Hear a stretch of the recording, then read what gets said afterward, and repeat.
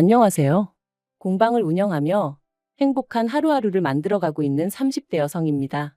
오늘도 원래는 회원님들과 커피 한잔 하면서 비누를 만들어 보려고 했는데 비도 오고 날씨가 스산해서 그런가 다들 이런저런 이유로 다음에 하면 안 되냐고 하더라고요. 그래서 스케줄을 조정하고 나니 모처럼 시간이 생겨서 익명의 힘을 빌려 제 이야기를 좀 해볼까 합니다. 새해가 밝은 만큼 처음이자 마지막으로 저에게 있었던 그 일을 털어놓고 새 출발을 하고 싶은 마음도 들었으니 말이죠. 이제는 남편이라고 부르기엔 너무나 먼 사이가 되어버렸지만 편의상 남편이라 칭하겠습니다. 남편하고는 6년 전, 그러니까 제 나이 27에 친한 친구의 소개로 만났어요. 당시 저는 사귀던 남자친구와 헤어지고 무척이나 힘든 시간을 보내고 있었거든요. 그리고 그런 저를 보다 못한 친구가 주변에 물어물어 몇몇 소개팅 자리를 만들었고 남편도 그들 중 하나였지요. 여담이지만 당시 저에게 호감을 표현한 사람은 3명 정도 있었는데 남편이 가장 말수가 적고 약속 시간을 잘 지키더라고요. 그리고 저를 힘들게 했던 전 남자친구라는 작자는 말이 많고 거짓말에 아주 능수능란했기에 그와 정반대였던 남편에게 제 마음이 끌렸던 것 같네요. 적어도 시덥잖은 소리 안 하고 저를 속이지는 않을 것 같았으니까요. 아무튼 그렇게 어떻게 보면 별 시덥지 않은 이유로 남편을 선택했고 연애를 시작했습니다. 이후로 사귄 지 3년째 되던 해에는 남편이 프로포즈를 해왔고요. 그런데 남편이 프로포즈를 하면서 하는 말이 양가의 도움 없이 두 사람의 힘으로만 시작하고 싶다대요. 그래서 제가 도움을 받을 수 있으면 받는 게 좋지 어째서 그러냐 했습니다. 사실 처음부터 고생하기도 싫었고 남의 눈이 신경 쓰였거든요. 먼저 시집간 친구들 중에는 아파트를 받았네, 외제차를 받았네 하는 경우도 있었는데 아주 바닥부터 시작하고 싶지는 않았던 게 솔직한 제 마음이었죠. 하지만 남편이 말하길 자기가 장남이기도 하고 그러니 부모님에게 부담을 드리고 싶지는 않다는 거예요. 그래서 제가 이 이야기를 친정에 전하니 친정아버지는 그게 무슨 똥자존심이냐며 화를 내셨습니다. 그리고는 자식이 안 받는다고 해도 부모 마음이란 게 그런 게 아니라면서 아마 결혼 이야기 나오면 그쪽에서 먼저 얼마라도 해줄 거라 들 테니 저더러 걱정 말라 하시더라고요. 그런데 이게 웬걸. 상견례 자리에서도 시부모님은 돈에 관련돼서는 한마디도 없으시대요. 그저 고장난 로봇처럼 다 큰 애들이 좋아서 한다는데 알아서 할 거란 소리만 하셨으니까요. 그리고 이 일로 저희 친정아버지께선 남편 집안이 아무래도 이상하다 하시며 결혼은 없던 걸로 하라셨습니다. 참고로 저희 친정어머니는 제가 중학생 때 돌아가셨고 그래서 이후로는 친정아버지가 저랑 오빠를 키워주셨어요. 특히나 저는 둘째고 딸이다 보니 불면 날아갈 듯 아주 애지중지 키워주셨죠.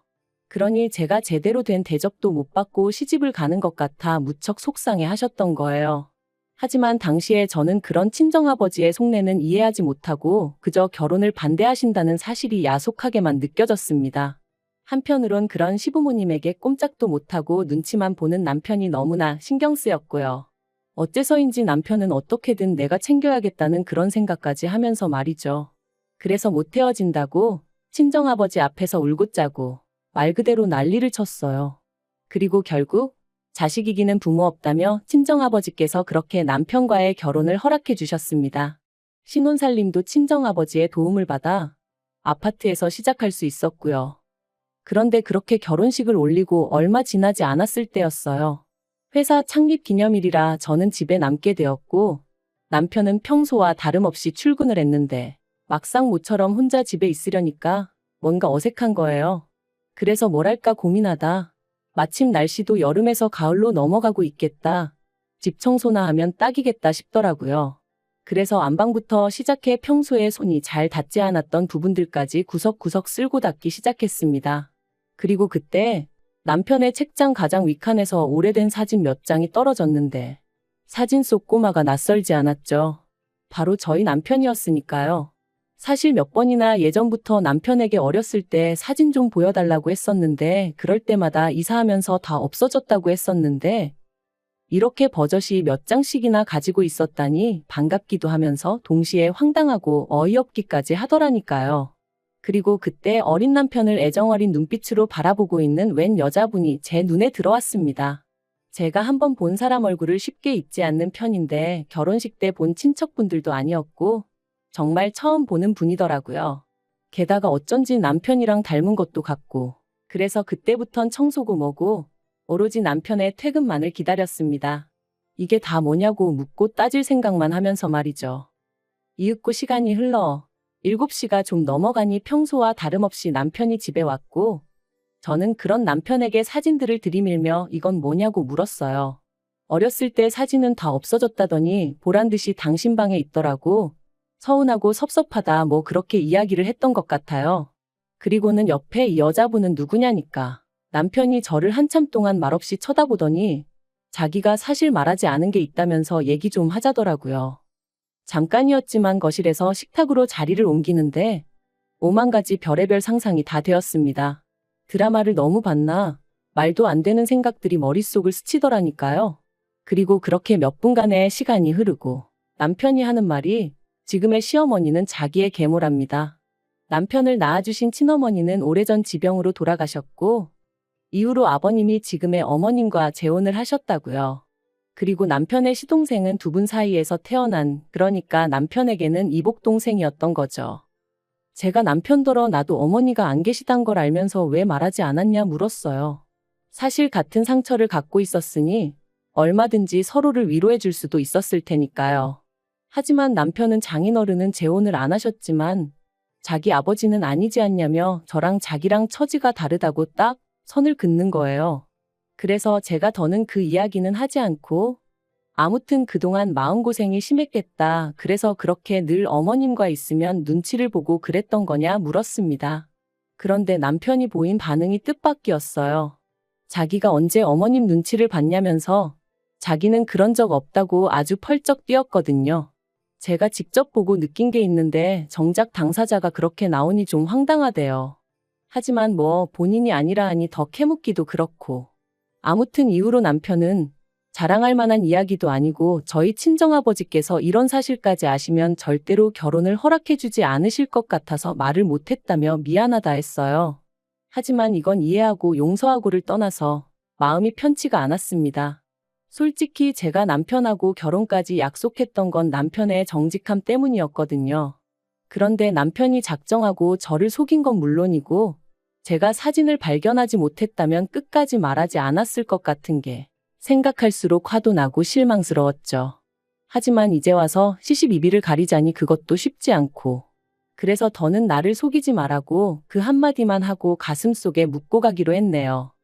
한편 어쨌든 남편을 낳아주신 친어머니는 아니셨어도 길러주신 어머님이셨으니 이후로도 저는 제 할 도리는 하려고 했습니다. 하지만 어머님께서는 하루하루 시간이 지날수록 저희에게 바라시는 게 많아지셨어요.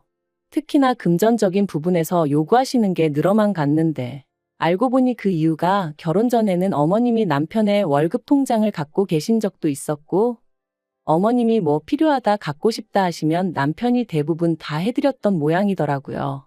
그런데 남편이 저와 결혼하면서 경제권을 아예 저에게 넘겨줬다 보니 더는 전처럼 어머님의 요구사항을 들어드리지 못하게 된 거였죠.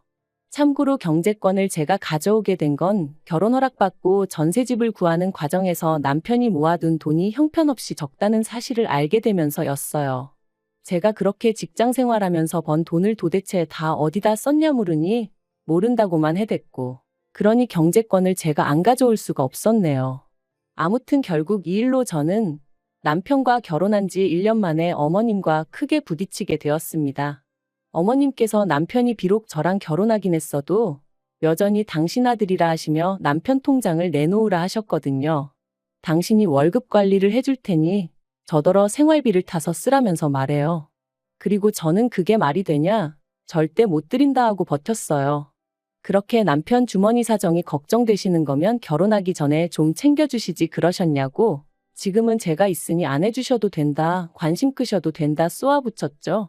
그랬더니 나중엔 아버님까지 나서셔서는 어디 며느리가 시어머니 말에 토를 다냐 하시며 저를 꾸짖으셨는데 솔직히 두 분 다 제 눈에는 그저 추하고 탐욕스러워 보일 뿐이었습니다. 하지만 더욱 저를 힘들게 했던 건 남편이 보인 반응이었어요. 남편이 돈 몇 푼 때문에 부모님 마음을 상하게 해야겠냐면서 일단은 통장 드리고 나중에 부모님 마음이 풀리면 그때 다시 받아오면 되지 않겠냐는 한심한 소리나 해댔으니까요.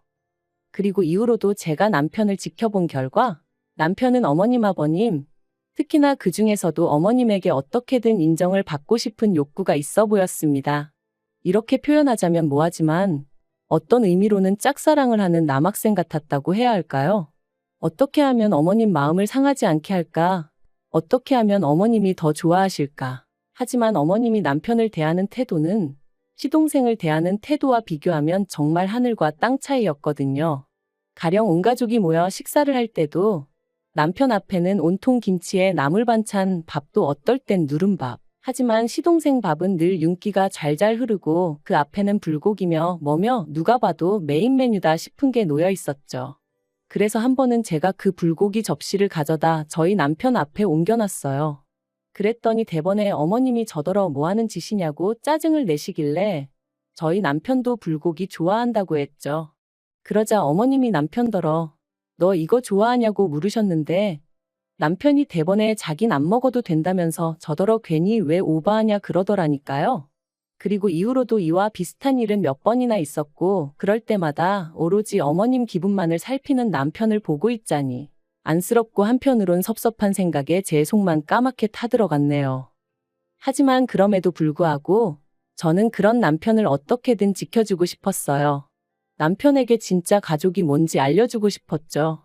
하지만 남편은 끝까지 제 마음을 알아주지 않았는데 재작년 여름이었습니다. 모처럼 고향에서 열리는 동창회에 다녀오신다며 친정아버지께서 1박 2일로 여행을 떠나셨어요. 평소라면 차를 가져가셨을 테지만 그날은 어째서인지 고속버스를 타고 가신다 하셨죠. 그런데 이튿날 이제 곧 버스 탄다는 통화를 마지막으로 세상을 떠나셨습니다. 운전기사가 졸음운전을 하다 그만 중앙분리대를 들이받았고 그대로 반대편에서 오는 덤프트럭과 부딪혔다나요? 뉴스에도 나왔을 정도로 큰 사고였고 저도 친정오빠도 제정신이 아니었어요. 평소에도 누구보다 건강관리에 힘쓰시던 아버지셨기에 그렇게 허무하게 세상을 떠나실 거라곤 꿈에도 생각해 본 적이 없었으니까요. 솔직히 그때 일을 다시 떠올리기란 지금도 너무 괴로울 뿐입니다. 아버지 장례식까지 시간이 어떻게 흘러간 건지 무척이나 슬펐다는 것 말고는 다른 건 아무것도 떠오르지 않을 정도로요. 어느덧 장례가 마무리되고 친정오빠가 나서서 아버지 사망신고부터 시작해서 법적인 부분을 정리해 주었어요. 그리고 오빠와 제가 아버지 재산을 반반씩 물려받게 되었는데 보험금까지 더해지면서 거진 7억 가까이 되는 큰 돈을 받게 되었더라고요. 저는 이 일을 마음 같아선 남편에게조차 비밀로 하고 싶었습니다. 하지만 그게 마음먹은 대로 쉬운 일은 아니었어요. 그래서 남편에게 당신만 알고 있고 시부모님이나 시동생에게는 꼭 비밀로 하라고 신신당부를 했는데 설마 했더니 역시나 지켜지지 않았습니다. 남편이 알게 되고 일주일도 지나지 않아 어머님이 연락을 해오셨거든요. 그것도 처음 들어보는 세상 다정한 목소리로 말해요. 어머님은 이제껏 며느리랑 데이트 한번 못 해봤다는 너스레를 떠시며 저더러 만나자 하셨습니다. 그런데 막상 카페에 도착하니 그 자리엔 어머님만 나와 계신 게 아니었어요. 아버님도 시동생도 그리고 심지어 남편까지 나와 있었거든요. 어머님은 단도직입적으로 이야기하겠다 하시더니 사돈이 재산을 꽤 많이 남기셨다 들었다며 저더러 앞으로 그 돈으로 뭘 할 거냐 물으셨습니다. 저는 아무것도 안 할 거라고 대답했고요. 실제로 당시엔 돈이고 뭐고 계획을 세우고 그럴 만한 마음의 여유도 없었던 게 사실이었죠. 그런데 제 말뜻을 어머님은 어떻게 이해를 하신 건지 그럼 잘 되었다 하시면서 그중 3억을 당신한테 달라셨습니다. 어이가 없어서 왜 그러시냐고 물으니 시동생 장가도 가야 하고 당신들 사는 아파트도 너무 낡아서 이사를 갈까 하신다나요? 황당해서 그러니까 그 돈을 왜 저한테 달라시냐고 물었어요. 그랬더니 어머님이 남편을 쳐다보시면서 그러면 맏며느리가 돼서는 이 집에 돈 필요한 사람이 이렇게 많은데 그 큰 돈을 쥐고 모른 척 할 거냐는 거예요. 그리고 그런 어머님의 말씀이 끝나기가 무섭게 남편이 저를 바라보면서 저더러 저답지 않게 왜 그러냐고 가족끼리 돕고 살아야지 그러는데 제가 남편더러 이게 가족끼리 돕는 것 같이 보이냐 되물었어요. 지금 어머님 눈에는 당신은 호구로 보이고 나는 그 호구 마누라로 보이니까 저러시는 거라고 덧붙이면서요. 그랬더니 남편이 저더러 말 조심하라대요. 제가 더 들을 것도 없다고 먼저 일어나겠다 했습니다. 그리고는 자리에서 일어나는데 순간 어머님이 저더러 지 애비 목숨값이라 아깝다 이거지? 그러시더라고요. 아무리 저희 친정아버지가 돌아가셨다지만 지 애비는 뭐고 목숨값은 뭐란 말인가요? 순간 저도 눈이 뒤집어져서는 말이라고 아무렇게나 짓거리지 마시라 해버렸어요. 그랬더니 순식간에 남편이 제 뺨을 때렸습니다. 카페 안에 있던 사람들이 짝 소리를 듣고는 놀라서 저희를 바라보곤 웅성웅성 거리더라고요. 그리고 저도 더는 참을 수가 없어서 똑같이 남편 뺨을 때렸습니다. 마음 같아선 어머님 뺨을 날리고 싶었지만 보는 눈이 많아서 차마 그럴 순 없었네요. 그리고는 어머님께 구걸을 하러 나오셨으면 미안한 척이라도 하셔야지 그게 무슨 태도냐 했죠. 그랬더니 어머님이 남편더러 너는 배알도 없냐시며 저런 거랑 계속 살 거냐고. 네가 저거랑 계속 산다 하면 나는 너를 안 보고 살겠다 그러시는 거예요. 평소에 어머님이 매번 시동생만 챙기시고 남편은 무시하시는 게 꼴보기 싫어서 제가 더더욱 남편을 살뜰히 챙겼던 게 사실이에요. 그러니 아마도 어머님은 제가 남편을 엄청나게 좋아한다고 생각하셨던 모양입니다. 남편 없이는 못 산다 그렇게 오해를 하셨는지도 모르겠어요. 그러니 남편에게 저랑 살지 말라 하면 제가 남편한테 매달리기라도 할 줄 아셨던 건지. 하지만 솔직히 말해서 언젠가부턴 남편을 사랑한다기보단 인간 대 인간으로 안쓰러워서 챙긴 게 더 컸거든요. 그리고 친정아버지 마음을 그렇게 아프게 하고 시집을 왔는데 차마 이혼하는 모습은 보여드릴 수가 없었으니 어떻게든 참고 살아보려고 했던 것도 있었고요. 그런데 이런 제 속도 모르고 자기들끼리 난리부르스 추는 꼴을 보고 있자니 기도 안 차더라니까요. 그래서 남편이 뭐라 말을 하기도 전에 내가 안 산다고 그랬습니다. 더는 이 막장 집구석의 며느리 더러워서 못 해먹겠다 했죠. 그리고는 남편더러 정신 차리라고 네가 앞만 날고 기어봤자 어머님 눈에는 호구자식일 뿐이다 해버렸네요. 그리고 결국 그날을 마지막으로 남편과 저는 일사천리로 이혼을 했습니다. 남편은 어머님이 너무 완강하셔서 어쩔 수 없다며 저더러 끝까지 어머님한테 용서를 구하라고 그러면 이혼만큼은 안 해도 된다는 식이었는데 그런 말을 하는 남편을 보고 있자니 딱하기도 하고 한심하기도 하고. 그런데 더 황당한 건 이혼이 확정되고 나서야 어머님께서 연락을 해오셔서는 저더러 왜 재산을 네가 다 가져가냐고 난리시더라고요. 그래서 남편이 뭘 기여한 게 있어야 나눠 가질 거 아니냐 했습니다. 처음부터 집도 저희 친정에서 해줬고 이후로 계속 맞벌이를 했는데 남편이 저보다 뭘 더 한 게 있냐고요. 그랬더니 네 애비한테 받은 돈은 왜 빼고 말하냐길래 어디 한번 제주껏 가져가 보시라고 쏘아붙여 버렸네요. 그런데 더 어이가 없는 건 그렇게 남남이 되고 반년쯤 지났을 땐가 남편에게 연락이 왔어요. 그리고는 하는 말이 자기네 형편이 어려워져서 그런데 예정을 생각해서 1억만 어떻게 좀 빌려줄 수 없겠냐는 거예요. 그래서 제가 남편더러 너 아직도 그 집 호구 노릇하고 사냐고 정신 차리라고. 그리고 예정은 무슨 너랑 살면서 좋았던 기억보다 짜증나고 열받던 기억이 더 생생하니까 건들지 말라 했죠. 그랬더니 어머님이나 자기야 그렇다 쳐도 아버님은 저한테 나쁘게 한 거 없지 않냐면서 그럼 아버님을 생각해서라도 어떻게 안 되겠냐는데 제가 그렇다고 아버님이랑 뭐 얼마나 가깝게 지낸 것도 아니었고요. 오히려 아버님이야말로 어떻게 보면 그런 어머님을 막을 수 있는 유일한 분이셨는데 중재 비스무리한 것도 한 적이 없으셨어요. 그러니 저는 아버님도 어머님만큼이나 나쁜 분이라고 생각하거든요. 그래서 남편더러 쓸데없는 소리 하지 말고 다시는 이런 걸로 연락하지 말라 했네요.